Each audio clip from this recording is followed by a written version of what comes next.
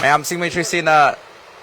Thangmeiband Lairiba Malemngan Footwears ka Loina Duna Manipur gi miyamda anova message sama haibadi sumaina koi masan masa thabo pijaba yai haina message piba khaktana tana Manipur gi miyamda koi quality lairaba products kaya ama shoes gumba sandal gumba adaidi atop atop so mayamna pamnariba koi khongna tongba item sing hai tare mayam yamna pamna koi Malemngan Footwears tagi lairi haibasi mayamna hena khangbiri asidi mayam Singjamei da lakchare se ngarang dagi su nahan dagi su koi na announce tawjaba Wangjing da YVA club ka kusamnaraga Singjamei gi team na Malemngan Footwear na sinbi langbiraga hai tare Singjamei na thauna hapcharaga ngasi YVA gi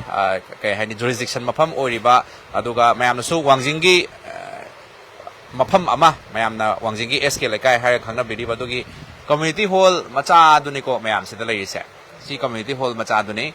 hek changpaga Wangjing dagi hek changpaga mayam right thang side ta dum urani meter chani muk thojalaga right thang side ta dum urani sumaina community hall ama hang do leibane asi se nong ta su ta na mayam da koina already plan tawkhraba adum mafam simadi mayam uhandaba ya de khangandaba ya de haiduna ngasi Singjamei lakchare nong marta lakchare duga mayam da Wangjing maikai gi asomda leibiri bai sin law sing gi damakta khwaidagi nongayu paujel ni haitare adu thoido heno nongai badi khoi Wangjing gi timoi biri bai sin law mayam ma harau tayamna somda khoi Singjamei gi team amadi Malemngan Footwear gi team bu harau tayamna okna nabagi damakta sem sabiri adu mayamna khalam mai khoi kaino khong yom da mayam onsanaraga singju subai tapta leise kari gi ro kain khalam basu yai ko afam je leise singju suba nate Malemngan Footwear na khoi mayam gi damakta khanjaraga haitare aikoina khoi Footwear gi Malemngan Footwear gi at least customer ma oibidraga su Malemngan Footwear dagi no matra no madi su sama sandal ama leigi haina khanbiri bai sin law sing gi damakta aikoina WhatsApp group ama semjei ahan ba WhatsApp group Malemngan Footwear gi ahan ba WhatsApp group number 1 to da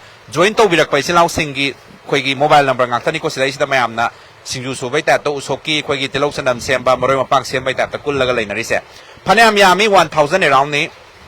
mayamna khangda bagaina Malemngan Footwear gi hairiba WhatsApp group se join to bi hodaba singding asigi list da yawaroi aduga mathangi draw da karium badom na yawiningba gi apamba leibo itagadi akoina WhatsApp group ani akoi create tawjai ahan bagi Malemngan Footwear gi ahan ba WhatsApp group se hoji mak thajariba live asigi link ta changbiraga Malemngan Footwear gi group number 1 haga yawarngani duda join to birak pa yare aduga another WhatsApp group number 1 se karima full oi hitagadi WhatsApp group number 2 se da join to birak pa yare haribo WhatsApp group sing se da yawbai khudong chabamna mathang lakadoriba Malemngan Footwear gi update sing aduga khudaki oiba official oiba update sing khudaki oiba khoi hojiki WhatsApp group se da pijarakani aduga matam gi offer sing hai tare aiko WhatsApp group se da yawbiriba silaw khudimak ta piba hai tare ko aduga live share to biriba mayam sinasu akoi ngasigi share to biriba mayam singi maraktagi lucky winner ama khangsu khanga chagani yam khanga chawre ko only one lucky winner khanga chagani aduga WhatsApp group se da yawbiriba silaw singi damakta di adum punsi chupa hai tare lifetime akoi makhoi gi damakta lucky draw se dum ot pa yabagi phibam da as long as adomna WhatsApp group se da yauri makhai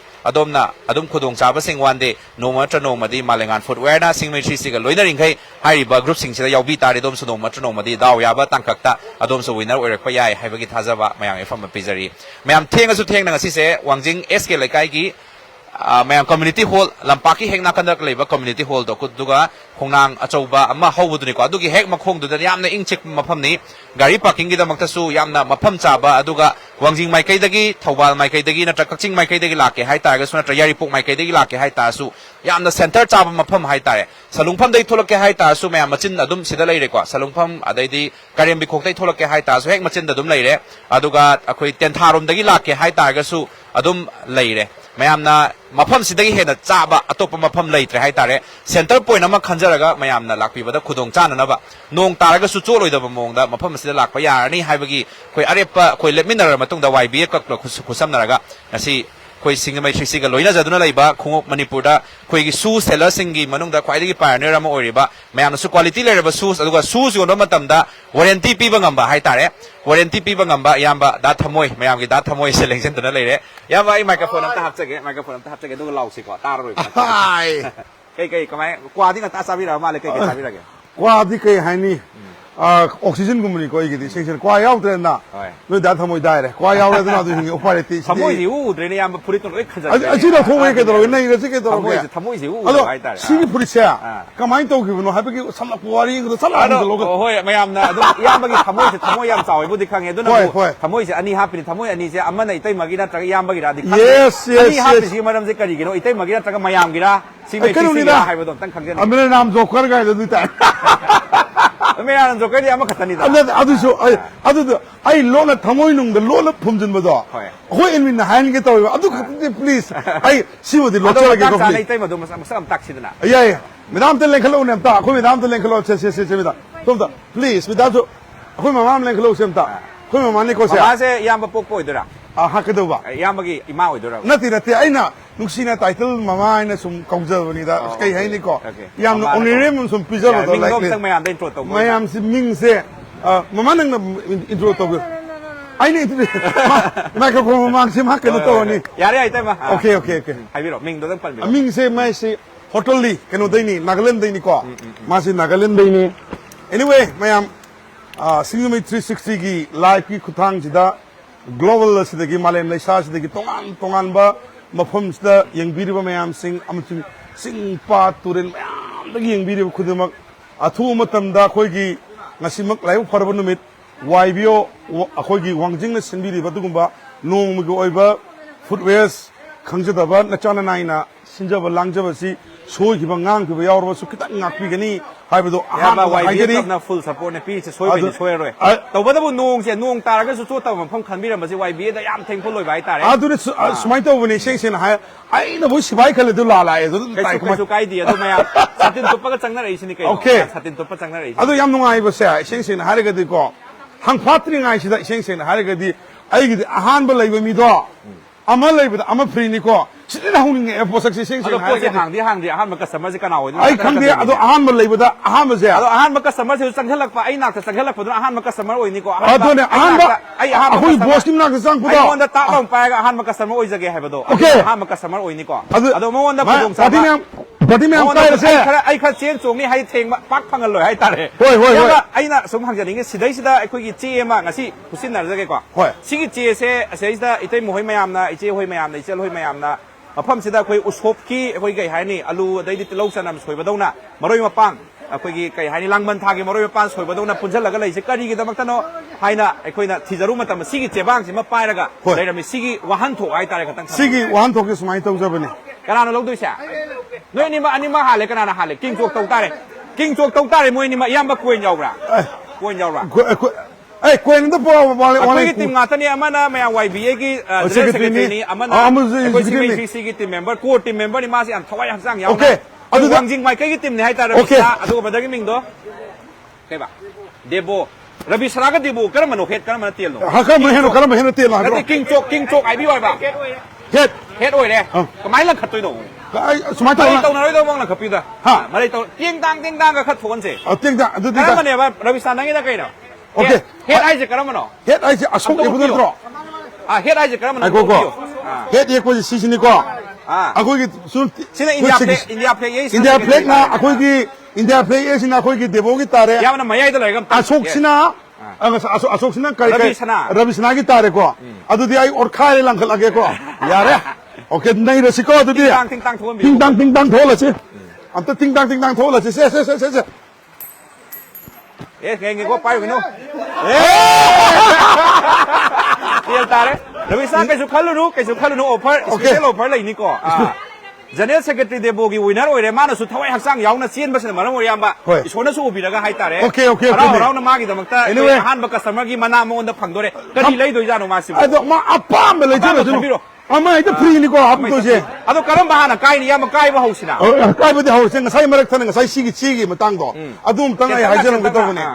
Malemngan Footwears ki magi insta su le jaba ado gi magi facebook su le jai whatsapp su le jai ba ko mamang da kamai to ge da si wari sam nung si ba jani ai mayam tong ne na pakoi pakta bo mobile phone pi je ge na to zarure ko mobile phone je low bo lak tre ba karai no mobile phone do ibu ta wai sab de kyam pam de aseng ma do do lim to ngai phone do dari no do mobile phone do puto mobile phone atang ba koi branded ni ko adu ba mobile se u matam da koi yam na pining mane ai su pun si da pai di si mobile se am pining ba ai adu di mi kai je branded ko habiru no ai gi do hong chau bu gi na sam interest ki wani ko ngasai mobile phone je mamang je kamai to ge da koi Singjamei 360 ne thabi ba live sing je ma record to amusu YouTube to thai amusu live different live to thai ba YouTube to thar de ngasai ni pa sin pa le irak pa tar I message me am saying tara kun collection to message wo lising mari manga ne to tara am khong ko chalaga madu khwai phaja message se lottery to lubisu lottery se kamai to geda media person no utpane ba hari ba machine hari is ya phaja ba ai yam da thamo is not only business katna tre man pirmi ba message di singna yam leibak ning bagi kanom yauri kholina hailam ne ba silai jere ko ya mobile phone se kaya ring me hai bani ko ado sim ha pa ya ba ring lak pa ya ba phone ni ko ring me mai ai sam ba radio na tre ma na demo da to se pedro de ati ai de ba utpat ai de kya de ai ning de to set ma le ha ma sak se u man bane sim ja karai de bu lei no sine in smai to sim ja mari ga yaw bane ko sim ja ai gi khangna bigi khangna da bigi chana bigi chana de bu to ham ji ga to mi mari wai cha ya re ham ni as pa jare kai no yin chi do thoi ko por ring me ka hai isai ga zu ha to bani ko ring ka mayam thuna laksan biro mobile ne ai gom ne yam bagi se one kai to ngai ko ko sim mari ne 1 2 3 4 is adu chisu 4 star radio se ai am sai se mai radio se amari radio sam sakwa ai radio sam mit demo to ge ko li do je ado yamba wari su nungai ri group number 1 gi ni na khoi na ngasi kano to do se khoi na haidi kano to do se haidi lottery to do se ado group number 1 se da yaw da ba sai lai radio ni sum kale sai ngak Look the local to the Tars of Dungai than a go. Chile ko. Anyway, WhatsApp group that Yawi about gentlemen sing Maruina, Nasisi Live for quite the go any. Chijet me am sing here. Phone number on Loika Equasisia. And really, is in Chime am singing. I show you Tarpon, I show you. No, top later. Ado, Massis lottery the corner. Olan ma jijo khoi debon olan gani ba ina secretary olan gani adu ga secretary swai lo olan gani adu mobile phone se ai hai de kudak ta ko do ni ko ta ga de pi gum se ngasi lak ter di ko mobile phone pi ro ko ta maru pa la su dum yai ko ma mo sil ga amma de na ngasi lak ter tan ai di phone juna phone na ko enin ta hola kane ji om lak ta hola kane adu phone pai da ba upai letre amma disqualify amma mo la khot kani ko si de adu ta di group number 1 da yaw bi ri ba ko gi ngarang gi mamang da yaw bi ki bai chin lau sing ngarang phau da hai tare sai ma nga ki mamang phau da yaw bi lak pai chin lau sing active oi rom chang ni sunday ne khoi tar pon ko so yaw re have excuse singa ya roi dori yar ngasi u so yam lai ni ngasi se upai letre ma lak pa ta ba ne som na da lak ro pa ngo si ai ba eni som na da lak yo ba ai to jiri bit se mi li singamong ne auto je si da si li singamong ne ba phone mobile free de phang doi se hoi phone mobile free de phang doi se adu bo ai kanam ta hai jage ko ai gi de comment si patara ira pibirak pa sing na hari gadi ai te ga taw ga hai imalon da tunglam chatta ko english ka ung ira ka ni tunglam chatta nga sai gi angang nu bi sing sina syllabus ta ga like tam ba ga ho bo ya ba wahi wata ibirak pa adu di ko ai heta selu de taw sing sina re gadi heta kaujara ga ko heta kanome ta pija du ni ko ado club sigi chenau sing le kai sigi chenau sing a thopi la ga smaina mateng ga pangchan break bo siam nungai ai tare yam thi nungai sing na hare gadi ai sing da sing sina hare gadi ai na khangbu khangda bu lomai ga thaja lak sei sia ai na tawri sumaina akhoi di ke du tawru ya ro hai do adu gi inot ama sun pi ba lak oi wa yam bai wa hangam ta lak chagi yam na lukmai hai se lukmai se karam ba kayam chaw bo lukmai da pu bi lai ai yi lukmai se ai sing na hare gadi mai ti ron gi wa hai wata sing se yam pam za ba hai tar ga khung ki bazar ga do pam za de sing sing hare gadi kai hai du lu khang di lukmai ga jam phazo bo ning ba after ke khang job jam te sing sing hare gadi lukmai ga jam phazo idana ko anyway mi na khadang yam thade na hare ni okay smai to se sinau sing mayam se ngasi giveaway kya pi se adong guest to wiro ai di se da horage giveaway se yam sport ta lak ko mi do ina to na ba to se duga live to ba se ko gi problem yam thoi ba mang no su live ing bi chin lau sing da marui na ngasi live thajari se giveaway akta gi sunate ko gi Malemngan Footwear na pizari ba message hai tare laiba miyam da sumaina shoes ki oiba business macha to ra ga hingba yai hai ba gi message na priority ni ko exactly ani su ba da lam gi hai di akoi Malemngan Footwear gi mafam de chin ja bani na imphal gi mai sabok te yam chin lai jaba lairak khulak yam chin lai jaba ado gari parking su khudong cha da bana maram ora ga mayam lak padu khudong cha de ขณะคุยกี่ไก่ไฮนี่ขณะคุยเลยใกล้เดสู้คุยคุมกันเดสู้หลักไปอยู่ไฮไฮบิดก็สิ่งมันอดุมังเนี่ยอดุมังเนี่ยอดุมังเนี่ยงาซีเสียไรว่าพอประเดี๋ยวคุยติมแม่เป่าของน่าจะวางจริงไหมเคยจะรักเจ้าเป็นเนี่ยบ้าอดุมังงาซีไหลซีกี่เมสเซจคุยไม่เคยส่งกี่มียามด้าคุยมาแรงงานฟุตแวร์นั่นปีดีว่าโอ้โหมาคุยกี่คุ้งซิมคุณภาพเลยแบบคุ้งซิมดูว่าเวนที่ก็ยาวแบบคุ้งซิมเสียงาซีกี่ตัวมิสิด้ามาพัมมาใช้กี่มียามด้าคุ้งนั่นถูกแล้วก็เลยไปเอาที่คุณตรงจ่าวันนี้ไอ้ดิการีท้องนั่นดมหลักกุศลยาได้ใช้อันนั้นก็เลยมียามกี่ดีอันนั้นไรแต่เนี่ยให้ตาได้หลักมารู้นะมาเลงวันฟุตแวร์จะชุ่มเนี่ยคุยกันไอ้มินให้บิ๊กนี่ต่ออาด้าหลักเพราะท้าวทุ่มติงอีโคเลียมตัววิดนะก็ไม่เป็นสิ่งอันนู้นเป็นสิ่งที่ทำมันก็ขันเจระก็ไม่น่าตั้งใจนะหลักเจ้าวันนี้ด้าดูสิ่งนะมาดูมาได้ยี่ปอตุนี่ไอ้เกมขังมันเตะเกมตาหิมันเตะไอ้บุจ้ามันลิสิงละตักบีบังกันแบบนี้ไม่มันเลยดิลำจีด้าตัวบุตรบุตรงงานเป็นโมเดลมันบุตรโก็น่าไม่ยามสิ่งการชุ่มนุ่มขังกันดราไม่ยามสิ่งเจ้าคิดตั้งน่ามันดัดนุ่มด้ามาคุดชีด้าลูกป้าลิสิงมันดีพังกันบังกันก็ตราก็ให้ไปวักขันด้าวักขันลงจี yes ปากครบสมุทรอีป้ามันทุ่มจอมสมใจเทวดีใหญ่ตัวอุดรก็ดีขังอดูบุเวริสงั้นสิดีมาเลงงานฟุตเวอร์เสียกุมบีด้าไซเคิลอิลเลยโยเลนอดูกิสปริตตัวเนี่ยเป็นการโอริเช่คุยนะไอ้เนี่ยตัวนี้มันทับสิเลยควายเนี่ยจุ่มเนี่ยเป็นขลังก็ตั้งใจตัว yes มาเลงงานฟุตเวอร์พอท่าก็สุยาริเช่นๆนะอะไรก็ดีอดูไอ้พวกที่ทับสิตัวรมาเกี่ยให้พวกที่ determination firm determination นั่นก็เลยนะไอ้หักสิตัวนี้ทุกเรื่องคนไหนจะเป็นยามเมื่อกี้ทำมวยสุเมียนขังบีเลยด้าทำมวยสุเมียนเราจะเห็นขังบีเราบอกว่าตอนนี้ทับมันดับเยี่ยก็ทำมาเป็นทำมวยขังบีแล้วนะอะต้องไม่ยามด้าให้ฉันเองมาสิยังบีไม่ยามอยู่มานุ่งด้าไอ้คุยนะงาซีไลท์ท่าริบะสิกี้คุยนะกรุ๊ป number 1ด้างาซีอยู่พอบีมานุ่งด้ายาวบีระบะคุย customer สิ่งยาวบีอย่างนี้ให้ตาเลยอะดงกี้โมบายนัมเบอร์กี้ last 4 digit ตัวคอมเมนต์ตั้งตัววิดีโออะดงกี้ให้ดีงาซีหัวจิกไลท์ท่ากันตัวนี้มาสิเด้อะดงกี้แต่มันก็ลักกี้โดรมตัวตัวอะดงแกมยาวบโนแกม active โอ้ยบโนให้ซียังสิกว่างาซีกี้ giveaway เสียไม่ยามอันตะให้ดีไม่ยามนักขังด้าน number ก็สิปังอีสเลยอะดงบัลเลยรวยถูกปะแค่นั้นมาก็ท่าไปยันหนึ่งตัวงาซีก็ดีมานะเด้ว่าขลุ่นเสียมันก็ตั้งเตะตักตั้งแค่นั้นเวลาก็ดีตัวไม่ยามนะอะดงว่าอยากอะไรยังไปอยู่ไกลๆโน่นทุกคนมาก็มาแล้วไกลๆให้คนมาดูสมตาไปอยู่ไม่ยามคุยมาเลงานฟุตแวร์เสียคุยน่ะต้องทุกหน้าให้เสียแกมณีปูร์ด้าไอ้คุยกี้เอาห้องมาคุงตัววาเลนที่ปีบังคับบ้าให้กันดีมาเลงานฟุตแวร์นี่ให้ภาษีมาซีมีที่สินเจ้าทุกเจ้าหน้าให้เจริอาดมนะคุงสิ่งเจ้ห้องนี้ให้หน้าให้ดีลูกปัจจัยนี้ปัญญาใครขัดปีมาซีคุงสิ่งคุณภาพเลยนะมวยให้นักขันรีบว่าขันตัวมาเพิ่มเสียหลักแล้วก็มุกตั้งไอ้กี่จำทุกนะบ่เสียงทุกนะบังคับทุกนะบังจังงี้ yes อันตั้งเทคนิคสิ่งตรงตียังกันสินะยังคุณภาพเลยมันโน้ตสิ่งสมัยตัวนี้ก็คุมเสียในนี้จะปฏิเมียนสิ่งก็เรียนมาเดียวกี่นี่ก็กูมาไนโตรนี่ก็ngasi September ki tang taramani onwards today ngasi ni mister lay given mi saya la iba December ki tang tara bagi mari munda si sol de crack la ba si pasting sin na thora ba an bam dum law ya do ni ko si po sak sa ado ma lam jin si ching ka bu ba ching pa tu re loi kum mora ma ja ta le loi chalu ro ta kum mor su dum ya ba loi kum mora ya le loi ado si po sak sa wangjing to en kum mor su mai ko ya ko ado baอะคุยกี่มันเชื่อตั้มเลยบ่ห้องนั้นที่พูดชื่ออัมพาร์มารอยน์ no yes อะดูบ่สวยได้ไอ้แม่อันเดมินัมมาดิตัวบุตรยาเด yes คอปี้นี่ก็คุ้มเสียคอปี้นี่วิดนูห้องนี่ก็คอปี้วิดนูห้องนี่ก็ตัวบุตรบุยาม challenging ปาร์ทอะยามมันคอปี้เนี่ยให้ไปขังบ่านี่เฮ้กันอากุมบัมนะคุ้งสิตาลังตรงสังกิมาตั้มได้ปุระโอรีนี่นั่นที่ใครขังบ่อะดูตาลังจู่มีอันเดดิกช่วยมีน้ำมันไม่ว่าอันนั้นที่ยามบ่คุยน่ะทักจะไปว่านั่นตั้มได้ให้ดีเฮ้ยยังมาตั้มได้มาสักสุมาเลยนะคุ้งมันตั้มได้สุคุ้งได้ comfort คุ้งมันตั้ม comfort ปีบ่ตัวอะดูเนี่ยเป็นอย่าง special โอรี yes อะดูกี่วันนี่ก็อะดูไอ้จู่ให้เจอดี December की तांग तरा मुंडा soul ज crack लाबा पेसिन माना थान लें खल अपको खल के दे खंदे अदुम के खुनाई दिन नती है बिसु आई मालेंगन फुटवेयर धर्म याव तो ओय अदुगा सुसोय तौनु ना खोई की कई हाय नि पाबुंगी डायलॉग अम ले तौनु को से अदुम पोतानी को सेंग सेन हारे दी ममल जु होंगे वारंटी जु यावरे अखो नंगी लुपा लिसिंग तरा कुन पीबदु असि पोसे पिंगमरो आई चैलेंज यू असेंग हारे दी ngam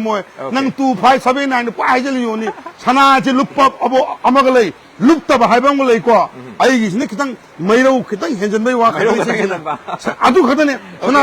me abi ko thana ai mayam ai kanom ta hai jau ge haji yengo deva karma chale mayam se sing luhong ba deva karma chat madam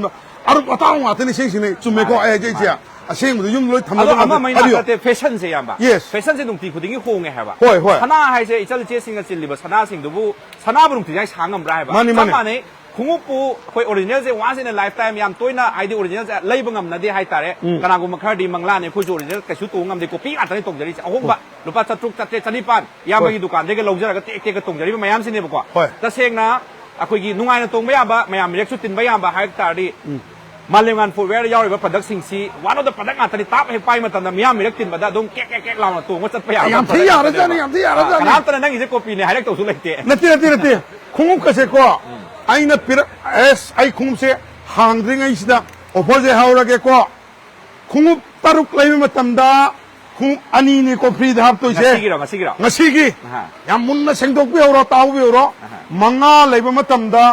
adusu ani hap kani slide champal ado masagi oigadaba mi maru pak swai anak ko khomja la yade ta yes khung amaga hap kani ko number do khangbi gadaba number do mari laiba matamda khung ama hap kani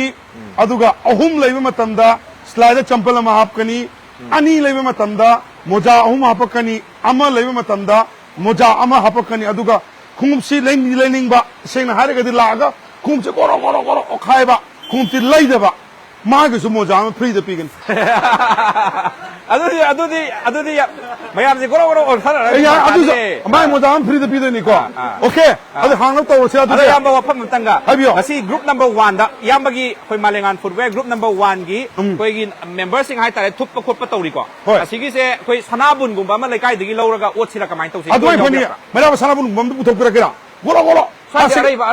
Sanapun Mambuto, Secretary Open After Kanda Manungi Poto Uru the Bahaitareko. I'm telling you. Aduga, lucky winner, Amaka Kangani, Duga, lucky winner to the Piga do say, Mobile Phones. I'm touching Capio Manado. Amana, something at Tabageko. Mayamzula Piro, Sisi Posachinico Pizza to say. Ado, what's your group number 1? Ado, what's your group number 2? So Matangi Life, the what's your number group 2? You are running. Matangi Life, one almost full there. Two the Changiro, Mayam, one the Yoriba 2, the Oveka Nokisu Matota, the idea two high one, one the two Ganimato, can you have Matang? Ado, please, Marakana, Sings and Harigadi, Nasi Malemngan Footwear, Highway, the boy, Swipe, Step Kahan Bidisha, Nasi Zaka, Singa Tunga, me, Kudim Sembiriba, Singjamei 360, and they have said. Adu COVID Bolona, Adom Kubiduna, Makada, follow Seattle Budum, so COVID again. Malemngan Footwear, Aduga, Seattle, William Singamaraki, Lucky winner, Amaka Kangasiko, Aduga, Mana Pamzaba, Kariumama, give Matama Pin, another. Why not? Only one winner. Comments section the Seattle Hani Ratare. Yes, Aduga Hen and Wajari, Mayamaquinas, I like Tazari, but I know some like Tari Manusi, the Yambagi group number 1, Malemngan Footwear group number 1, Sida. Kana yawi mano last 4 digit to ibiro haibadagi mayam sum irai ko samna John Singh naga 1227 adaidi Mahesh Mutuma 3098 then Borot Thodana 6154 kainga mai ayaw ba si yabagi dongta koi big fan ngata ni ko moi mayam manung da ma oidrom ni si moi mayam manung da ma oidrom ai da sum isoda sembi ma pun ni janing ba se comment tawri ba mayam marks lai ohen view sin yes please last 4 digit au bi ra pa si last 4 digit au bi ra ko do adisna mayam sing horin power de na khudak talo la pe gedom ni ko hoi gi Singjamei 360 imna minute tara kang humla phone to rakani adu du lo la ta tar gadi amu han ochagani ko sin atopa aidi bahut sin bina yam lai ai bahut sin bina yam lai ha ba pongba phone pai re kai muktana lai bodo muktana to bi ganu ko atu mati aidi star se was in a lifetime yam toina lo han mane please adura phone se yamna active oi bam chang even se toilet bathroom chang ba da phone je pai na bai da ta sem chano lai biu hai ba announcement pining ine okay adu target suman to mi ne su khadang su yam tawre hayani pot kai resra kai ba horse okay pot kai resiko okay mayam sai si loi ne yaw bi ai ko yingi bu su yaw bi ai ko si po se kai odun hayo heta pot pithoge si dum ama pithoge kari khum no bo odu se kari khum no bo odu se hai bi ro ba guest to bi ro live yang bi sinau su guest to bi ro si mathok bi ro ko in sum guest to se ne mayam gi bitta hai de tamo se gi oi to re puthara han gi doi ne bo ko bitta mayam gi sum bitta hai bitta si ga tang to ro ge si ga to ro ge kai khum odu no ba si khum se natre adum hai bi ro adum pa bi ro ba adum section da ekoi hojik se mobile number nga tangai ring sa gi daw ya bo bi yo hai na lau thu bu do adi yam sum point da lak point na mayam da hai di lak pi mayam support am lai do lak pi ba nga tani na yam na bak ong thu wai ga khoi gi mayam da ta khalal ka ahan ma customer support lai do ngai le re adu da aina hai je ba di sing tang kari khum noi do give way phal ong to ke to ni da but ana but hai rei kari but no ba khang de but hai re a but ya de ꯆꯨꯝꯅ ꯍꯥꯏꯔꯛꯀꯗꯕꯅꯤ ꯁ꯭ꯋꯥꯏꯗꯩ ꯆꯨꯝꯅ ꯍꯥꯏꯔꯛꯄꯁꯨ ꯑꯗꯨꯝ ꯌꯥꯏꯀꯣ ꯁ꯭ꯋꯥꯏꯗ ꯆꯨꯝꯅ ꯍꯥꯏꯕꯤꯔꯛꯑꯁꯨ ꯌꯥꯏꯀꯣ ꯁꯤ ꯀꯔꯤ ꯈꯣꯡꯎꯞꯅꯣꯕ yes ꯕꯨꯠꯇꯤ ꯕꯨꯠꯅꯤ ꯑꯗꯨꯝ ꯍꯥꯏꯔꯒꯦ ꯀꯔꯤ ꯕꯨꯠꯅꯣꯕ ꯍꯥꯏꯕꯤꯔꯛꯑꯣꯕ 하이킹 굿 그나노 솜네 좀 좀 하이그래 마이 하이킹 굿도 좀 그래 봐 알아노 지게 하이킹 굿 하이다 수솜도 좀 그래 봐 아무튼 상비로우더나 아무튼 상비로 하이킹 굿도 좀 아무나 나간다 지원 더 타마우브라 이 영어드레는 거 생각 나한테 강나자로 나 타모에 강나브라 하나 아이 그다 생네 강제 강나자가 빠이나 되고 아 시행 오세요 하이킹 굿 니고 ट्रैकिंग बूट हाइकिंग बूट हाई तारे को मना अपन नंबर क्या चाहे हेलो लाओ नंबर क्या था मरी निको वारंटी से खुंग से सिमई ने खुंग से सेंग सेंग हारे गदी मंबल से लुपा लिसिंग में कचनी निको आई नाउ पास ना हाइकिंग बूट हाइर खिबदो चुम ना हाइर खिबगी मादम लेनो फंगनी को सिदा मचू ने साइज नंबर 6 तगी साइज नंबर 8 पु यारोकनी अदुग मचू से ग्रीन नंबर यावरी को से 올레 그리는 거 야오리 거세. 맞아 얘도수. 시 올레 그리는 거 야오리 거. 아도 카르 투지고. 시메제레. 실로 이놈아. 넘버 क्या 동게 지나오게야. 넘버 क्या 동게. कई मुझे पाएंगे.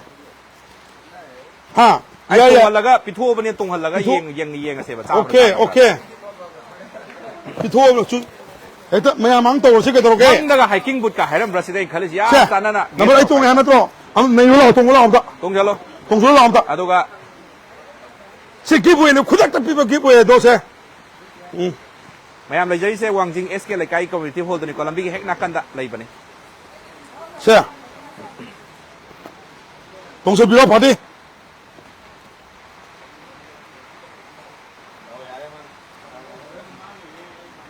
야, 아니 동서를 세. 아니 막 동설라가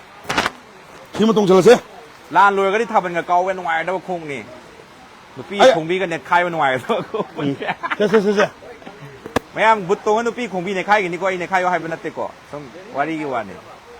고샘 따래. 누아이브라. Malemngan Footwear da dom haibinin go apong khara amadi 360 da haibinin go apong amani kitang manau kwagi ming le bongom ta haibiyo gom ta aina sembodi ne hoi ai sida leibne ba Hoi. live to thab u danga hoi Oh live over đấy lạc quá. hoi leibak phabai tare hoi yam su noire hoi som yam gi keno to su mai pak pa hoi sidi he na mi gi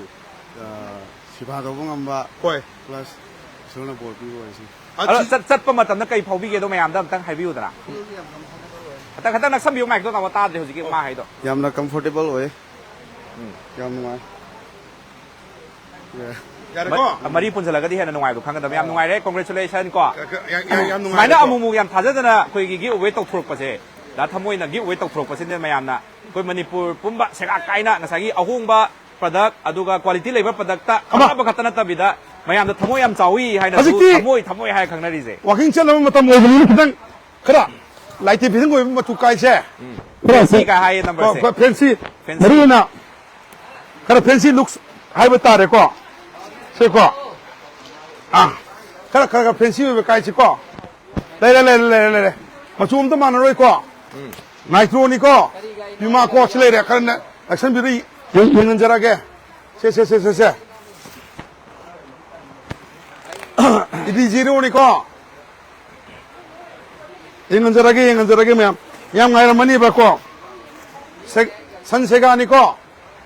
tha mari warranty yawi ko khum se nitro ni ko pima machum ta man roi alo horen sila wena paibi matam na khuk sing nam tari ba sing hai pe test to wirga se mari ki sanbira mu adu dang ni mateng pangbira mu ko pima ni ko horen thibada nitro ni ko ko yan thoelo salakpada pan india delivery ai ko online payment chu ai ko sing pan india delivery ai ko delhi dagi order tawraga su delivery yadoi ne ba hairiba Malemngan Footwears ki khum sing se kari gumba wholesale da pambi bi chinau sing gi reti factory gi retu ni ko piche doise phone to bira kadam ni yum da lakha do ni ko khum ki mamal se 850 rupees kare ko san se gam yaujare ya ma zoro haidara se mayam se pot se lai do ngai na lai ho bag se diam yam edi zero number yam ngai ga do na number 7 ngata ni ko khum mayam sing se si se mi mayam lai nong ta ga su mi mayam lai number 7 ngata ni si mayam sing se 이봉아, 해도 올라, 해도 올라. 하이도어세 저러 하이도어세. 선전으로 아동나 동안 많이 손. Big Boo, come inside. 시향도. 매am 야우야우더버네. 아도 이암 앙앙기도 윰다수 좀 탱나제 ngasi 앙앙기 야우. 앙앙기 야우리. 앙앙기네. 앙앙기 가이 도시라. 야이 앙앙기. 앙앙기 라오. 모이기. 라오. 앙앙기 라오. 하이, 이게 가이 돌아보네, 오지. 양도.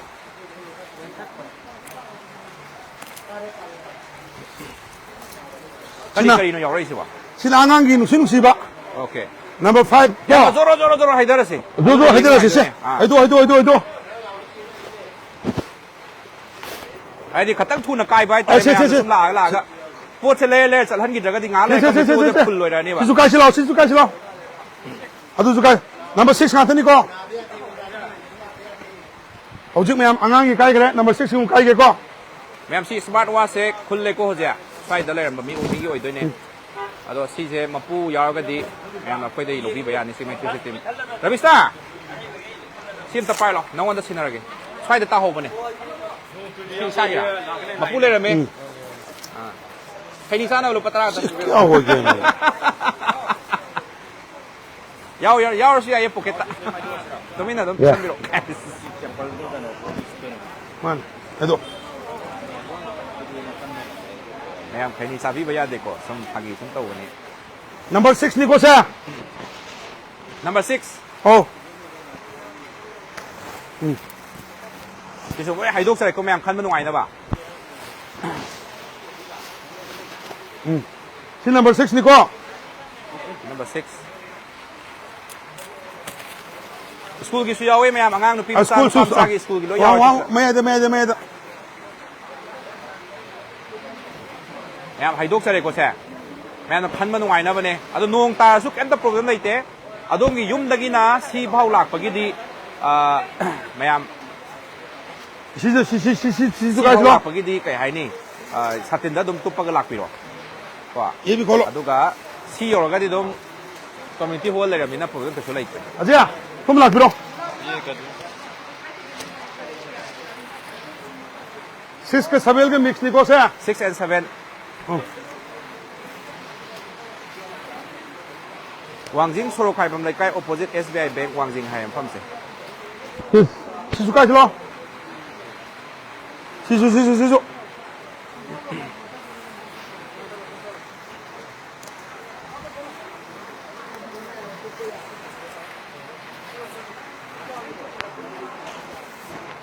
Mayam nung ta su ta na khoi lakchare khoi yamba Malemngan Footwear gi yamba Thammoi ga khoi team Singjamei 360 Wangjing khoi SK laikai gi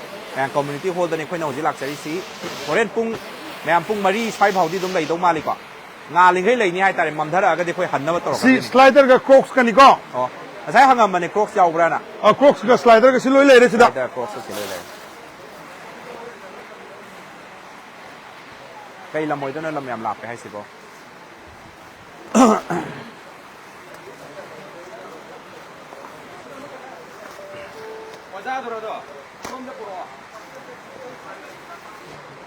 aduga payment to bigada ba gida somna kan lakpiu kom kachin sida ये नहीं कटने से तो चलेगा ना वो तो second उन्हीं को ब्रेकिंग स्टॉक सैंपल नहीं को सा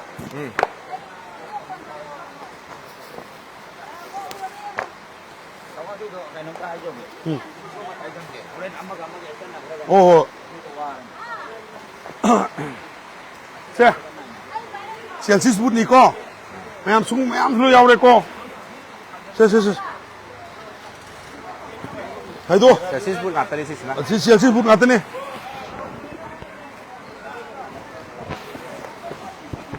Che. Mai pedrek kapab ni ko 1200 ni ko mamal se 1200 ai se give away the pinning up ko in saro ko ni khan badi jinjele photon jara bani ngi ni che. Give away pibisal chok soen taw ne. Adu saro WhatsApp group number 1 amadi 2 gi pi na ba tham se ba. और size number 9 बोलेगा वहां में रख दो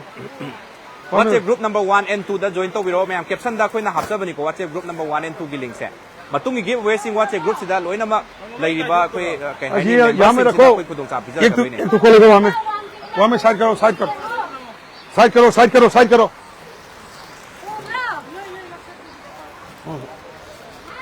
सिने के नोने सी काइगे कुंबीदा लाकने और दु काइगे इन्होंने उसने का ऑफर ये खोलेगा सिमेट्री से ऑफर नहीं को ये भी खोलेगा ये एक बार खोलेगा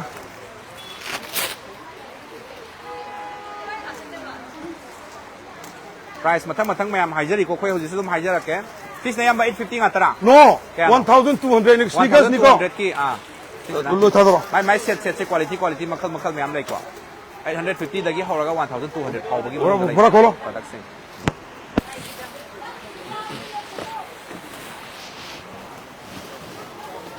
ये भी खोलो किसो कोई शॉपिंग तो वे हम नुआइबो वेदर ने ये भी खोलो सिदगी कोइना सैंडल गुबा तोंगु मतम इंग बदो सिदगी मयाम मोजा अमसु फ्रीदा हापानी अदुगा शूज अमा तोंगा युमदा नुआइना हनबिगी बदुम यारे को इचे नीचे सिंगी लेडीज स्पेशल यावरी को सीधी लेडीज स्पेशल निको 1200 निको सिसु स्नीकर ने ये सब खोलो साइज है नंबर 2 दगे होरगा साइज नंबर 10 बुक निको स्नीकर फंगदोसे अदो मरक त नुआइबे अनाउंसमेंट अमतंग पिजा होगे को ngasi करिगुंबा लाखप फंगौदबा सिनाउ सिंगना मथंगी संडे दा कराय दने बयामा याम मुक्सिबा अंगांगी नंबर 2 यावरी को तो यामा मथंगी संडे काय दने बतौदे दो मथंगी संडे से सिदगी ngari थुमनम नौदब दो थवाल मेला ग्राउंड ने तौदो से संडे तिके का ले रमे तिके का रिपीट नो सला के ता लाउना मी तो पक आतन मेला ग्राउंड वाय यारो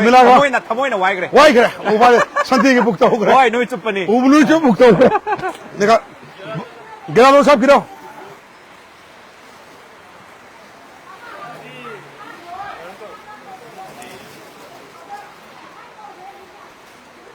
मैम लोकेशन से वांगजिंग दने वांगजिंग ये भी खोलेगा चंगी लंबी तो अदुगे दुम ले रमनी लंबी की थम खाई ये भी खोलो ये भी खोलो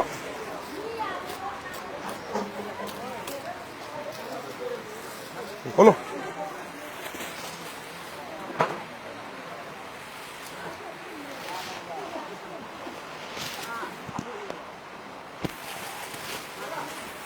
ये भी खोलो और ये भी खोलो सब खोलो खोलो खोलो ये भी खोलो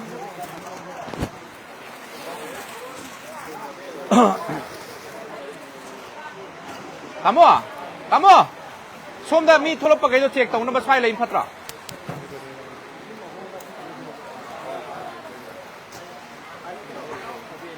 ये भी खोलो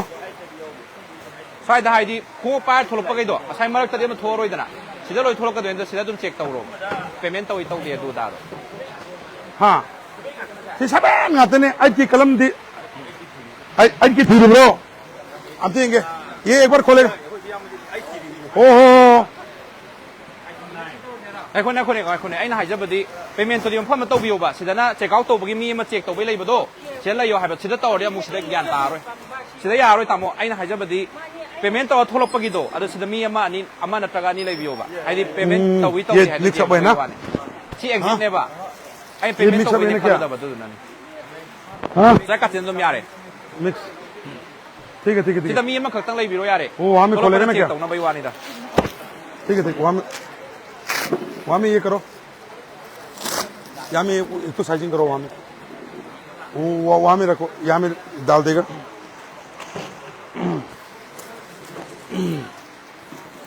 है दो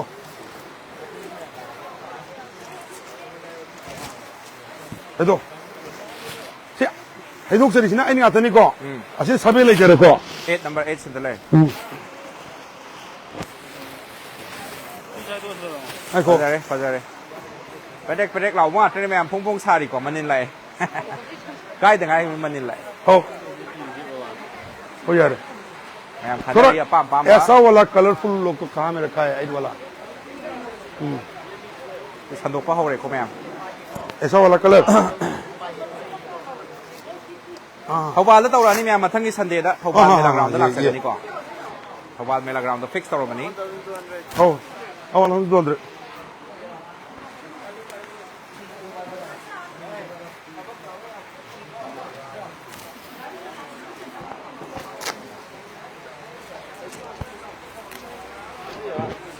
Mấy người à mày giàu cái lâu hàng cái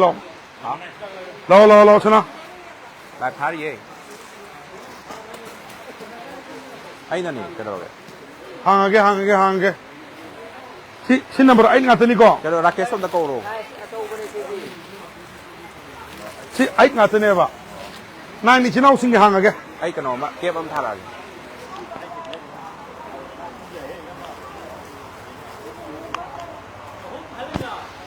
Tagana dabak ta da harage phone tawga kena to puyo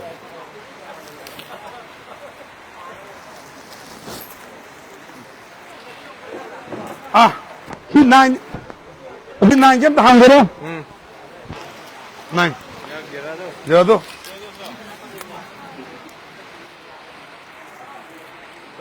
sama nine ngắt ni ko sa hàng ông Jo là hỏi đâu nè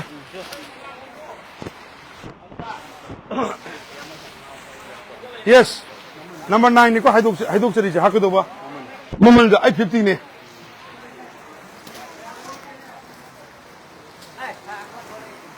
Yes, last one ki bo em to thoge mobile phone lo bi tho je khang ti bi da ji ki bo ji bi da a ko em ni sa ro kan ni ma do ya roi ai adu to roi no mo do mobile phone ani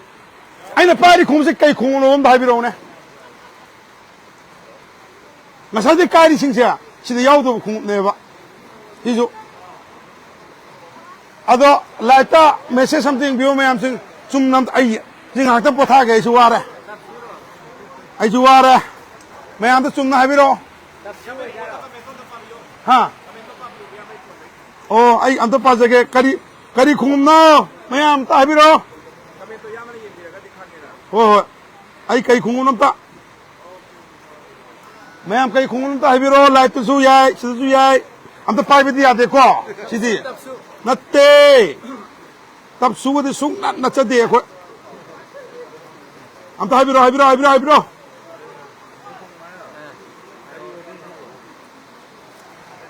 mayam swai anak put lai ri sa sigi giveaway na te ko si di live yeng ko kangbu gi ni ko si di phone gi number on the ground ka de lak pi do na habio puma na te leather shoes na te sega na te hunting boot natte dang shoes natte adusu imalon maitin da habira kadawni ko khungum se kai khum no se english na haira ga dikken sel ne Nike shoes natte leather shoes natte adusu natte adidas sport shoes natte puma natte puma maitin da habi kadawni boot natte school shoes natte puma natte ko sport shoes natte Nike natte leather shoes natte kari network sin ngasi he pale me man network se kai do roin si ba ung le nei bo om santi ung le si ba okay pep all star natte sport shoes yaw de Nike boot natte Adidas shoes natte sport shoes boot shoes natte boot leather shoes natte the Khandramal side the lady me am Yaholak now. Leather shoes natte, leather boot natte. Heck chumboda pitok to in a prise. I'm the hero of the chumna. Yeah. Side the lady means Yabu. I do the chumna natte, loper natte, boot natte. Imanon Materon the na, Kumsikai Kum, the Hibiro Hibene. Natte, rubber boot to English name in Ambosana. I do Yadeba, Hoka natte ko. Yaripo was alum the come kind of luck with Yamba. Jungle khung natte lamjen chen ba tong khung pigi natte sampa sa si wa to adu wari de lungai re wa hi do ibiro wa maite on the Jordan sport shoes anatre kar bor khung natte Converse natte kai you loafer adi ngam de da kin pigi khung natte as hulbo am ta suman sida aina 손 공급 주 나때네 비 공급 나때네 샌들 니네 나때 labour खुंग in no में हम जे हम कोई न मतम लोरे को नुंगाइत्रे अखोई सिंगमे 360 से मखा ताना सु प्रोग्राम ले जे अदुना ngasi gidi ai masi khungum se inmin do ne dedicate tawjarage no koi inmin su yam pam jabo khungum ne ba si khungum se ai sing sing na hare gadi ko ai inmin do ne pithok jarage no yar ba yes no tai biro ba ai am tu jadre sol khungum natte khung as tal me yawe kan ta kaim khang dramane ne natte hera mayam ai am tu tong ba yaw rom tienge sai da phải tung nó vào nhau rồi thì cái nó này hanu hana này bao nó có khung này anh đi hai là cái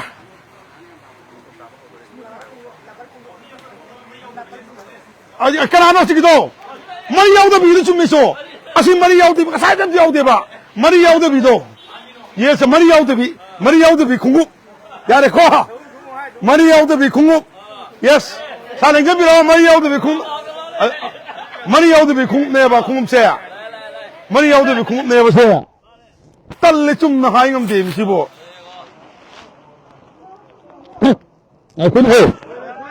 아이콘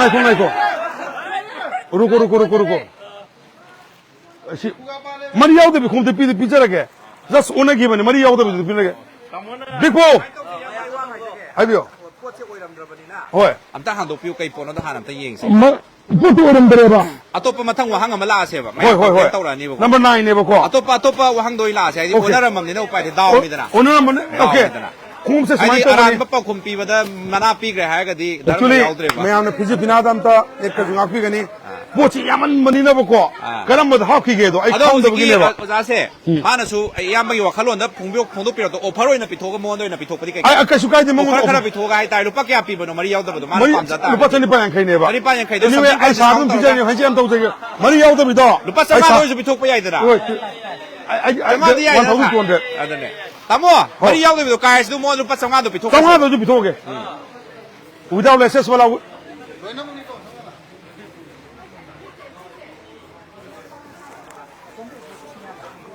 देखो मैं हम कोई ना पिथुक सका तो इसे इमा loan promote तो जब वही नहीं को ओए इमा लोन प्रमोट तो जब वही ना देखो वही तो जगह तो इसे without less का nothing without less का है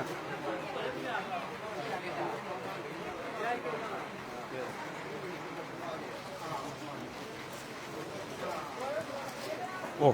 चले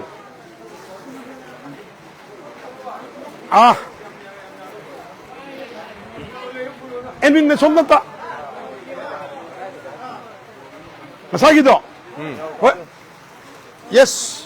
소이나 부드디 소이나 그래고. 아도 이말론 프로모트 또 보이네 오퍼 또 토이제. 이말론 양 빰자 바이 따이 뭐. 넘버 까 오케. 넘버 8 우페.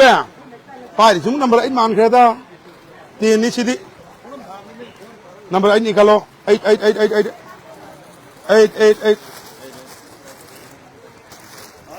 number 8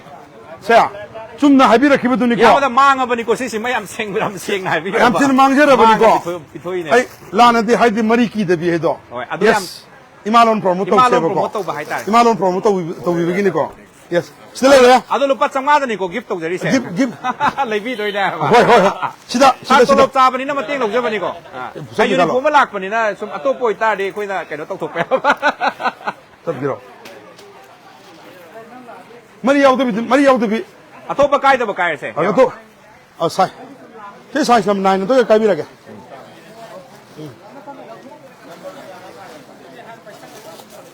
제 사이즈 넘 9 같으니까 9 같으니까 세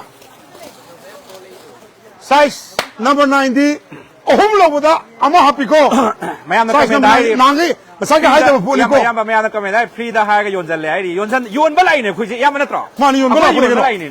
연 아도 아코이 트래픽티 사르지 땅 항제게 코이나 수마이나 연전 잡지 사 와로브라도 그수 까이데다 아이주 공홈다 레게 락보니 아도보 아도 우스다사 거기 요니바 거기 사르지나 또 우스다 거기 중에 한또 좀 많이 하이다네 알아 야마라고 하고 들어가야 돼 price ใช่ไหมมีคนซุปปี้ปีดหรือว่า price มาเนี่ยเจ้าดูสิเฮ้ยๆยังไงคุยยังไงเลยมันลาก็คุยโตยังไงคุยดีแต่มันงงใจนะไอ้เรื่องมันเด็กมันพวกชิงจะไม่เชื่อสิ่งมันก็ที่เขาไลฟ์ยังยังมันเนี่ยป่ะเดี๋ยวช่วยมันตัวบุตรดีวางยินนักสุนัขคุยมาแล้วตอนมันเด็กหลักฐานนี่ยิงหลักฐานไปแต่เรื่องยังไงมัน thank you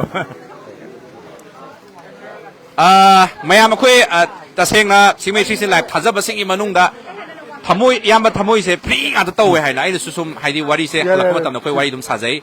ยามบัดดุมหังใจไม่ยามนั่นดีพรีนะให้อยู่ก็มาเสียแต่เสียงอันนี้ก็ติดจัดเลยว่าหันดักเสียไม่ยามขังไม่อยู่นี่ก็ติดจัดภาษาไอ้เนี่ยยังไงปีแต่นะบ่คนน่าจะแบบนี้ก็รีโนดะมองแต่พิทุกีบ่ให้เสียไม่ยามมีมาสมัยนั้น business ประจำตัวบ่ให้เสีย give away price นี่เลยเสีย850เสีย generally market 1000 above ตมาโยนมาเนี่ยเสีย offer price นี่มานะเสียก็ช่วยยามตรงระบบเนี่ยบอกว่าตัวไอ้เนี่ยยามมาเสียไอ้วันเดสมหลามาทำได้อินาวิบุ้งไอ้สมัยนั้นสิดี profit การเฮลัยเทรดก็เตรียมนุ่งไอ้ตัวไว้สักก็ยามไปยาริงก็ดี give away เสียตัวระกมสิคราคราโดยยุเซลตัวก็ตุงมาตุงแต่ว่าคราคราโดยยุเซลตัวนั้นพอนะสิไอ้เนี่ยกันนะแบบคุย pressure พิจารณาเนี่ยไม่ยามสิสนายชินเอาอันนี้กี่วารีนี่ให้แต่ยามบางไอ้ก็กี่มารีไม่ยามต้องสมลิทุกจับเนี่ยไม่ยามนะพรีเดปีเดให้นวารบีบดยามบางทีทำไมเดฟาวรีบันนุ่งไอ้ตัวว่าคุณต้องทราบตัวเดียามมันไม่ยามแต่ดิบกระชุบเป่าดมเดียให้แต่business ทำตรงมาทำได้ยามบอก always ตรงนี้ให้ไปเลยเตะยามบางทีทำไมกี่ business ไม่ยามนะยามตรงนี้ยาม profitable business เนี่ยให้นักขันลีแต่เสียงน่ารันมากันเสียบนี่ให้แต่โดยยูนิบะ product สิมัก already profit ยามยาวแต่บิดา minimum 5ปะกะยูนบันนี้ให้ไปสิมันไม่ยามมาทำสักแค่ดูก็พรีเดปีเดเนี่ยไม่ยามวารบีดีตัวดูมาดิแต่เสียงน่ะวารบีกันนู้คุยยาริงก็ยามมันสุดปีตัวสุดไล่งาสิเผาว่าพรีปีตัวสุดไล่พรีบัดคุยเอ็นมินน่ะมาดูว่าแต่นะไอ้ว่าเนี่ยให้ได้อีกบันนี้พรีเดปีบกี้อะดูยาริงใครดีไม่ยามนะคุยคนน่าจะรีบคาราเซมียนเป็นทุกปีอยู่อะดูว่าคารามันใครโดยสุยามปุ่นจะขับมินนะบกี้ว่าขลุ่นดางาสิไม่ยามไล่ภาษาทัศน์บันนี้ไม่ยามนะพรีเดปีเดนะยามกันวารบีบดดูมาดิตัววีกันนู้อะดูว่าอัตโตปะงาสิโมบายกิฟต์เอาไว้ก็ปีริบะอะดูว่าไอ้คุยวอทเซปกี้กรุ๊ปสิ่งที่จังมีเด็กไปสิเล่าสิ่งที่แต่มักแต่คุยมาทั้งหลักกันด้วยบะซีซันไฮตายมาทั้งหลักกันด้วยบะคุยไลฟ์กันดะวอทเซปกรุ๊ป number 1 and 2 da ปีกันด้วยบะคุยกิฟต์เอาไว้สิ่งไม่ยามตะกี้สามตะโลบนันเตะเซลัมตะโลบนันเตะอะดูว่าคุยMalemngan Footwear customer โอ้ยเกล้า gift เนี่ยปีด้วยเสีย free เนี่ยปีด้วยเสียสิ่งที่ไม่ยามสิ่งที่เขาต้องโฟกัสตรงนี้นะสิ่งที่ว่าไลฟ์แต่คุยนะซุ่มให้ดีไลฟ์ให้สิ่งไลฟ์นี่นะดูว่าให้ว่าตาสุดสุดตัวบ้าดูว่าคุย product อามาสมัยลานะคุยประตูบ้าให้มีโอ้ยบันนี้ช่วยแต่บางบันนั้นเตะดูนะไม่ยามนะสุงักไปอยู่ให้บางที request สิ่งไม่ทำใจก็ดูว่า give away ก็ต้องแต่เด็กคุยนะโฟกัสตรงนั้นก็ดูสิยามมันช่วยนะให้จะนิ่งมาเสียมาใช้ไลฟ์คือปีใครอยากเลยมาเพิ่มสิ่งที่ปีใครอยากเลยอยากได้ไลฟ์แต่สมัยตัวบ้าเสียคุย conspiracy ก็คุย program ยังทุ่งให้บ้าอยากได้สมัยตัวบ้าเสียตัววิกันนู้ดูว่าอยากได้คุยนะโฟกัสตรงด้วยเสีย group number 1 and 2 เดี๋ยววิริบะคุย group member สิ่งที่โฟกัสตัวสิดูว่าไลฟ์คอมเมนต์ปัดถูกปะสมัยตัวบ้าเสียอันน่ะ program ยามมันก็สิถ้วย program ไม่ยามมาสุดท้ายคุยได้ไอเดี๋ยวคนนั้นจะรีบคราสิมาให้พังไว้แต่ไม่แต่ต่างๆวิริประชุมยาวไว้ให้ตาเลยแต่คนนั้นจะรีบคราสิต้องเป็นแต่ว่าคุยจะเป็นจะเดี๋ยวมีน่าจะเรียกว่าให้เจ้ากราบมาคุยหน่วยเนี่ยแต่ว่าถ้าบุไม่ยามนะปุ่นทว่าปีรามู support ตัวปีรามูสมัยนั้นมันนี่พูดได้คุย give away ตัวบ้างงำบะคุยแต่เสียนะคุดเทคไปใหญ่ให้ตาเลยยามมาต้นตอนนี้ไฮโรยคุดเทคไปใหญ่อะดูก็Malemngan Footwear สิ one of the คุยปุกเชี่ยวเจ้าบะยามทำมวยเจ้าบะไม่ยามสิ่งมันนุ่งดาอามันนี่ให้บุษไม่ยาม clarification ต้องสิ่งดูก็ปุ่นทว่าภาษีมาดิตายพัฒนาแต่ว่าปียามบางทีทำมวยได้ loss ไม่ยามอะไรดีไม่ยามเซนต์ต้นไม่ยามอะไรดีสิสมาดิไอ้ก็ยามบางทีมารีดัลเลยจะบันนี้ไม่ยามนักก็ช่วย share ตัวบันนี้แต่ว่าถ้าบุยามมันนักการอยู่มาพรีดไปทุกที่ไปไม่ยามการอยู่มาพุทธรรมเนี่ยสิมาตั้งที่คำบิวฟรีดคอมพานีนะพิธารักพนัตเตให้ว่าฟังเสียไม่ยามตั้งคำบิวไม่ยามกี่ general interest กระทั่งโดยสุคุยกันให้นี่ attractive คุยกันรักขันละก็ give away ให้ไปวันนี้แต่เสียงนะพิทุกไปให้ไปสิเราบุกันนะปังเกพุทธรีบันนี้สิ่งตั้งคำบิวให้ไปสิไม่ยามมาทำสักจุ่มยามนะยามจุ่มบัวพมนี่คุยเอ็นมินสูตักวิริเซfootwear นั่นสุดไอ้เข็มตะขังบักเข็มตะให้บัสุนัชดีเสียงหาริกดีเสียงหาริกดีเลยดีพิมพ์สินะเส้นทางลำบากจะให้นิพุยังใครมันยิ่งหันกันมาตั้งจุดคุยกันนะฮะทับกสุนิงมาสิงคราทับพินิงมาเด็กทอลปนี่เสียงหาริกดี no I'm sorryไอ้ที่ hand to mouth use ตัวกิจมันก็Malemngan Footwearทอลคิดว่านั่นเองดูว่ายามเนี่ยคอมเมนต์ตั้มที่จะสักไม่ยามดูสิกิสาร์ทราฟิกิสาร์ดดูไม่อาปามบักขลัลโลเนี่ยกันหายดูเสียงปามใจกว่าดูตัววัตถุมานั่งใส่มารียาวตัวเนี่ยทว่ายวน่ะหายจะรักพอดูละมารียาวตัวปามมองกระโดดไปขันกันน่ะไอ้คนน่ะมารียาวตัวพิจารณาตั้งยามมันอาปามตั้งทำอยู่ no issue ไอ้กันไม่ใช่แกคนมาเลยแค่มีนึกว่าจะปาร์ตี้ไม่ยามสิไอ้ออกพันธุ์ตุ้มโตสิแกไอ้กี่คนว่าเสีย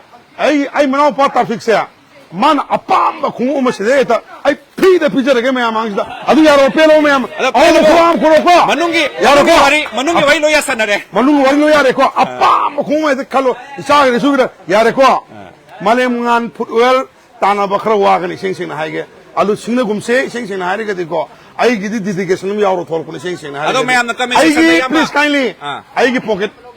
กุมโจนนะไปกี่ทอลคนนั่นเตะก็ nah mayam singsa angam mating kerap pang again kalaga full dedication yaw tholopone Malemngan in meantime thong gam lawon gibe few lakhs kara mang gibe adu no issue yes please adu gyan tabiyo ko ai ngasi lumai thaba tholei se lumai thaba mayam an tholei se nang ju tobo yai dana hai bo to yamba mi se mai yu wakhalon different magi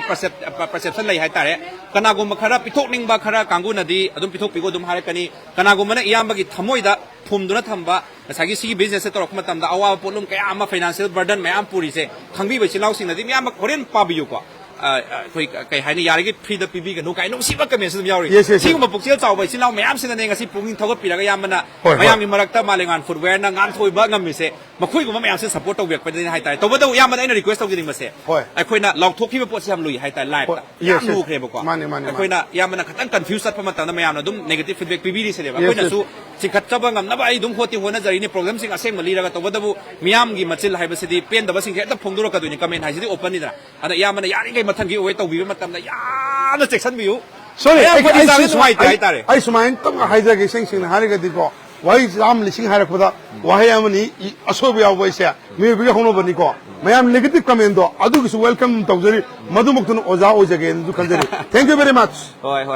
adu ne mayam na haija free da pido se discount tawbi si su yam phajaba idea ne but mayam su comment pilak masing si noi na free da law thok ka free da pide hai po se sak khai tare si mayam so loi su kan jaraga yam di thamoi saw bani adu na purita thamoi ama khatan te palis thamoi ani ne hai tare adu smai to se nga nipum khudimak ta thamoi amam pa na ba tan yam gi namak ta di pithok pa ya thamoi ama su extra yauri sida lai bas ne purita dum uchaba hai tare ko adu ma sal lotri do apin wala sino ma sal lotri do ta karai do otoino phone pido ako secretary kai le ke ang sagi ko wala siya ba kitang tuna phone biro ba kuida secretary amta nasagi do phone aji free de pithok toro ni ko nang ai mo pigan ma midle mo hai pi de ga tawno ko ko party ching ari ga de ai jam te pigan bani hai al pirek phana ado mayam da pen da ba khar sum lai ko mayam na koi Singjamei Sin lojari ba role se adom akhanga hi sum yam yawi male lobi bangam ba role lai biraga de dum lak piyo ai mo sin biyo ai taseng na ai mo sin ningai lai tab da ai samak chenjarak pani adom mayam gi marakta Singjamei se team da admin noi bining ba yaw ta ga su ai khoi na lojari ba role se lobi ning ba lai ga su dum warm welcome tawjari ai khoi dum adom gi role chaw na pina na ba dum always ready lai jai hai tare tawadabu live haibisdabu mayam dum haijabadu ni soiba dum yarakani yam su soiri ai khoi tawadabu yamana pining iba khoi product da lana guest torokpa baramna yamana puthoi product wo ona tainara maduda something khara mayamna comment torokadra khanjaru badagi mayamda haidi sigi solution sina oiradra na khanbai sum wahangoi kari oi live oina sum haijabani ko adaida mayamgi oiba wakhalon je amana makhali mayamna ke sukai di hai ko yawi kana go makhana dum tawbiyu pbu haibasu yawi pb gano haibasu dum yawi elupa chamnga do yare na hara hai ko yawi dum masana di dum yare hari mayam sing manung da mi mai magi opinion se tongan le hai tare ado mayam na su Singjamei si na adu da hai ko ya khoina silu bai wana te live ta ai khoini yamba ga ai khoini wari sa la ko te live hai si live ni na sa yamba live hai live ni ado yamba da ai na ajana na question tau je give away tau bi ga no hai ba give away tau bi ga no ba what a group ki tha smai to we ko give it tau tre thon ko bio se yam da sing hai ai get just a kind of issue a part of my yam ning but ma thong tai dana kamai na mayam se yam ning ni ka ta ke hai ba policy je hopam khang da batai ne ba aina ngau khole je yana na bu ke do free the pini yambagi free se adum pi se ba ko to wadu hana pre plan tong na ga isilau pre plan tong na ga sigi mafam se si ne do phajana khangna ta rimina su haidi wangang da na bagi machak to oidana soira abani na soi badugi tang haidi correction ama leibam di thok trane adu sum tana ja bai wane ado mayam da hanna haijari Singjamei sigi admin noi bining ba aina lori ba rules mak lobi bangam ba yam tanga yam phadre ai tom da loi chen ngam dre mayam sorry ai kero lak piyo ba CD ai gi tabunung dagi tholak pani ko mayam thamoi na mi hunnam chong lei ri bukti Singjamei 360 gumba sidi laisa sida tholak ki do mami tamdri ko sing sing na akoi yam ai mara akoi jaga su nei sing thae sing ai ga sing pat turen mayam chatle ado yam ai thagap pi bo yare ba no thagap pi wan reality do ne ba ai wan ta hajage ba yamna su aina akhoi ning isila wari sana la khona te ko kai haisi kai do si live thari samyam da hoi to badabu yamna su yambai mu sin ba ya ba mi thibiri dana samana ai samang na su ai mu sin ba ya ba aina thengnari ba problem mayam khunthi cha bai mu se mu thadok pa pa me ha ba hoi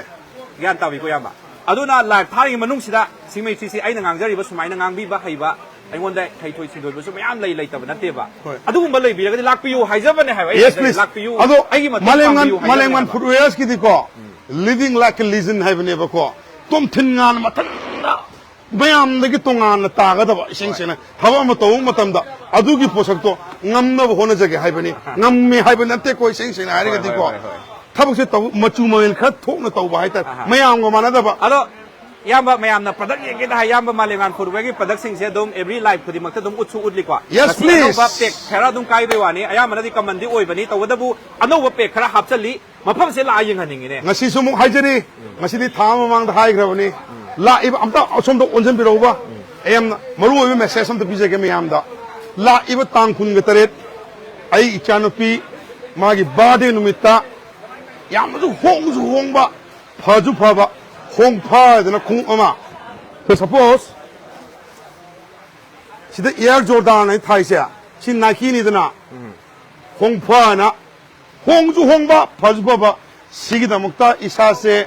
ana chalure MU tongnaru re sing sing haragadi adu numitu daiti hongpha na ta pochu amatta yon gharoi hongju hongba phajba ba isa ge ba set edition ni ko sugum balamjen da yaumina se mayam sing please ko sumaina tawraktori mathangda ado wasi am chawa function nama yauro torakani laiba tang kun ga taret September gi ngasi tang 13 kuiraktrabani ko sigi numisida hairiba hongpha ba khungupse launch tawjagani haiduna hanna naijari yes am mari lobdama hapchalo ado punsan ba yade ko masagi ba gadam mari lo gaide file leba nang ama lo ay ama lo ge adugi potto taw yamna do taw debo khoi lottery dom to ona tawsida kubira ba sanabun pura ba ayo thon thon lottery otoy mayamna yamba ay wafam tang hamjage yamna jar ngam thabir kano ko khoina tawba plan du matung ina ay mayam tang thamjage ba WhatsApp group hangi group number 1 and 2 hoji leire group link ta sudum yauri mayam join tawbi ai ba ado WhatsApp group singsi kana basi kai no hana haire number 1 kana basi Malemngan Footwear gi anova product lak pasingi adum photo na tra video thangala ni number 1 aduga Malemngan Footwear gi official oiba admin sing hai tare yam yauri adai di akhoi yauri mayam punna Malemngan Footwear punna product asigi mayam da khudol tamjari ba khoi team hai tare technical oiba team khunimak yauraga mayam na khudak ki wari watai sabagi platform dum sudum oirani karigumba akhoi kai hai ni message thabada karigumba adongi support phangdre haiga su call dum tawbirak pa yai natrane natra percent tax oina thajam biram su sida stage lo ko oh hai bi percent oina tax oina thajam biram su yare yam bagi percent mobile number su dum ya doine ba yaw doine ba aduna mayam WhatsApp group yaw bagi khudong sabam na khoi punna connect tawga leire khoi punna umbrella si makha da leminare ha bagi nuai ba khoi gi feeling dum leire ni ani subada matam gi khoi gi live sing da khoi WhatsApp group asidi tasengna khoi gi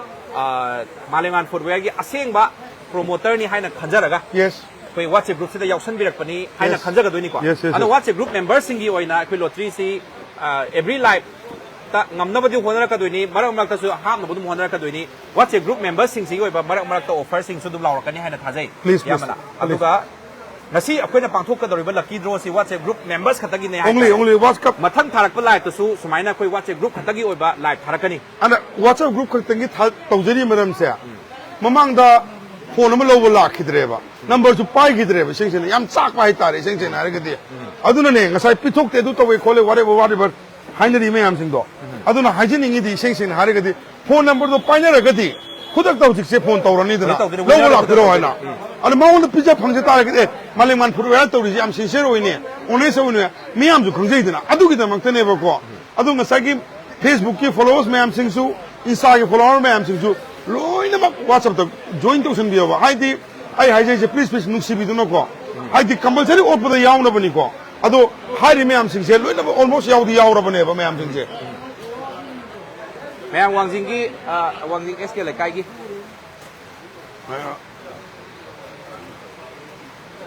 Bipudi ye kholo adu de lebe kai daga no sanabu na ko ho kai no salamu ye bi kholo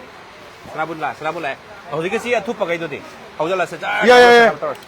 hojike si athu patu di si athu patu kai chakrage sondu lakyo sai hang ba se tor se ha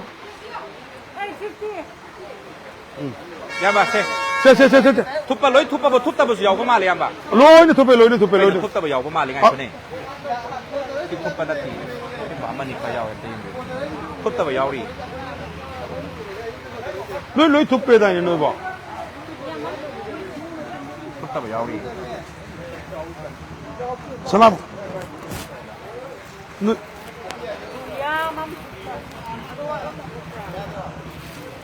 noi thup ta ba khar yaw ri thut pa san hai ta hai wa thut pa ba ahum thong na thui thut pi ra ahum thong na thut po ha ahum thong na thut po ai phone tor ka ni si si ta amaga thut ta khai da ê ama na thias noi ja hai te he si ahum lang thut pi na to ta khai da thut po ta khai si ta khai mai na mai si ta khai ma sin man na thut po hai ba ahum da ka ma na ko de bo su su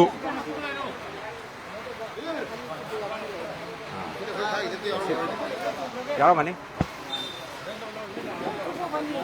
thut thut su ma na da ba ye to se ke ka ma ya da ये सब खोल ladies के हम याव री बने ngasi dagi join to biro mathang स्वाद याव लेडीज की स्वाद याव बने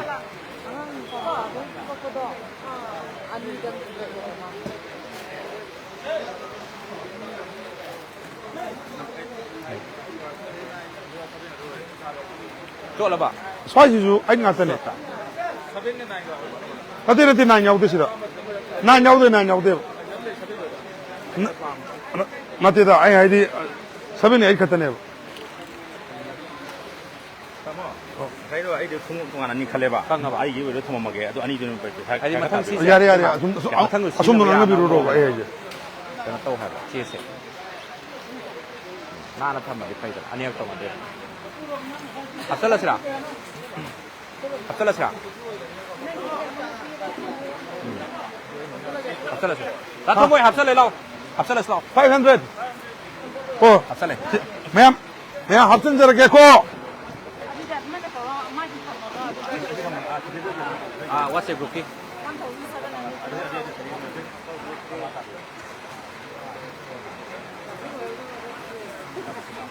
ngasi join to bodi me mathang gi da tare thobal mela ground gi da tare Thoubal मेला ग्राउंड तारे को mathang Sunday dari ngasi dai join dum to sabiro mathang gi ming yaw haning ta ga di ko मलेमगन footwear गिव वे से तो बिसिरा तो बिमसिरा ऐसे अदु सु लेपिरो को किसे में औसर लेबि दा सके ya ma je putha ho dai so nuai ka ba ये मका to putha yi na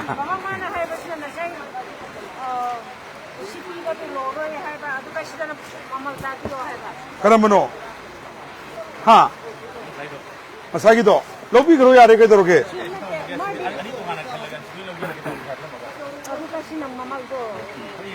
होय ममान तुम गांगना बिरो यार याने गांगना करोबा आई सोम द लाई si ke to se Oh. lokhola se ka minus secretary na matok ram lokholan sige असवाद मैं आले संग सिलो मैं आई संग सिलो लो मसे समाई तरोगे क्लब कांगू दो सिनरगे क्लब कांगू नो इंडिपेंडेंट तो जरसनो बाको hoi hoi आई सनाबुनसी क्लब कांगू दो सिनजरे मनुंगदा मोबाइल फोन फंगदो मी अमखति यावरबनिको हे फंगबगा नंबर दो अखोई एडमिन ना फोन खुदाक तुम तौगनी कंपलसरी पाइनबल लेबिरो आई सनाबुनसी सिनजरेको कोजोक सेक्रेटरी फोन तौबिरो ओ खाइबिरो अमा लखतबिरो मया मांगदा पाथोसी एक्टा रेडी 1 2 3 अमा लखला अमदे यंगसिको पाबदai pa आई नंबर दो अमा मोबाइल पाइरो हांदोक्तरी को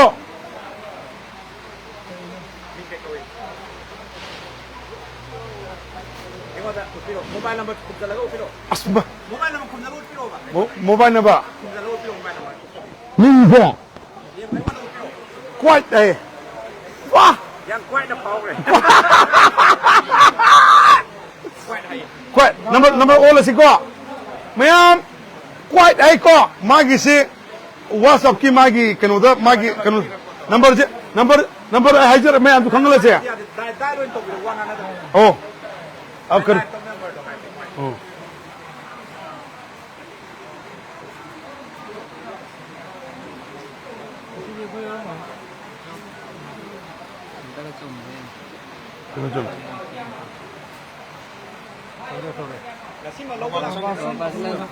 Sabas. Maming na thole.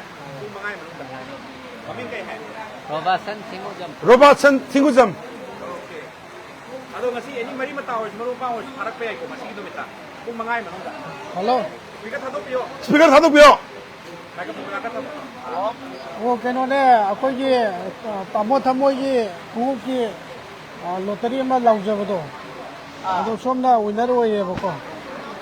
अदो वांगजिंगी वाईए क्लब का कुंग मंगा बुकिंग में उनका lounge Kiro mobile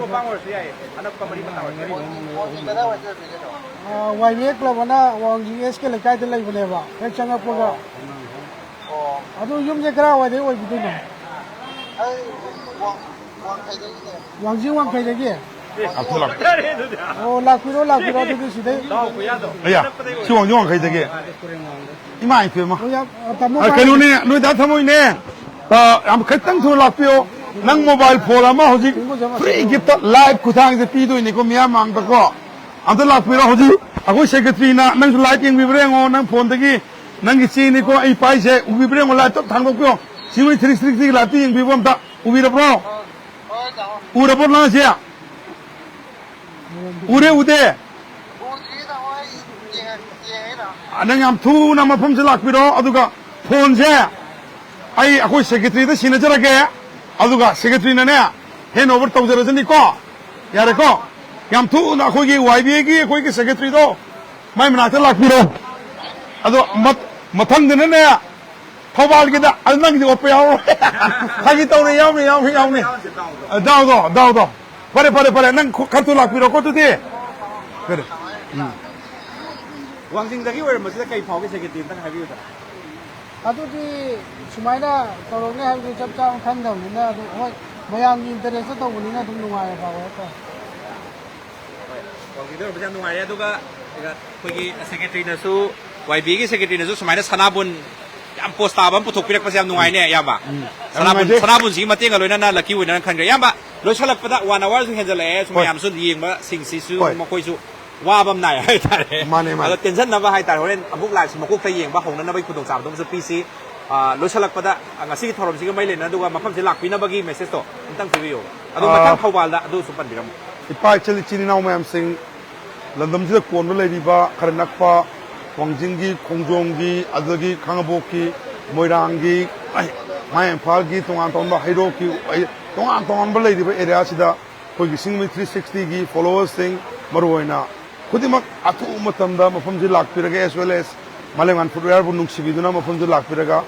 adom na apamba khungup to lei ba lakpina ba khungup taruk lei matamda khungup ani hapkani manga lei matamda khungup amaga sampalam hapkani